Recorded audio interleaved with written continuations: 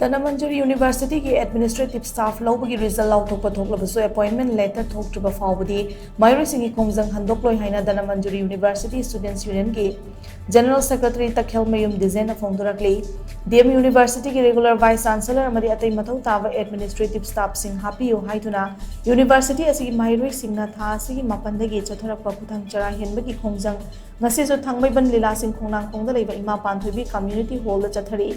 Kudang Sara Henbaki ngasi tarani chanban bita Khongjang aduga mari leina DMU Students Union ki General Secretary Takhelmayum Dijen hai maheiroi singi tungi tamak khalaga changshilakhiba Khongjang asi lengak na upiduna ngasi syndicate mi fama mapang thuktar maheiroi singna talibu demand singi matangda khana naina khiba si thagali maheiroi singi apam matung ina university asigi registrar amadi atai administrative staff lobagi result ngasi laothoknaba syndicate mi fam no warep lorok pasi nungai ba fawi adum boinamak wafam asi thabak ton thoklabasu appointment letter Thoktriba Phaobadi maheiroi singna changsilba Khongjang asi handokloi haina mahakta makhatana phongduki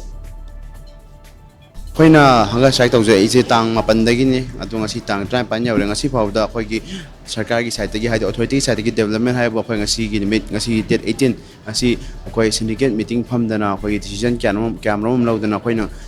hawgai tanjara tuna lakli ba khoi gi demand hai di full time regular VC chancellor VC registrar amadi masi gi mai leina ba staff sing administrative function da daga staff sing do Masih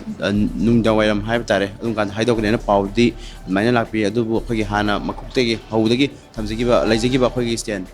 appointment adu khuta phangde ba khoi gi halloi ha ba stand du adum mak laijari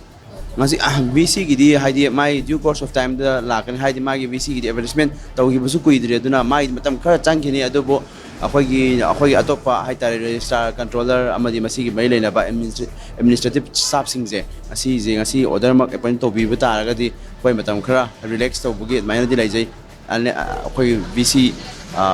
can have to Phaoba mai na laijai appointment order ngasi thok trata da akhoi gi Khongjang sisu adum hena kanjalak pana hena lai haidi khoi na mamang da jo hanjan hai khrabni na khoi khutta appointment order phang ba khoi sunep lep kiro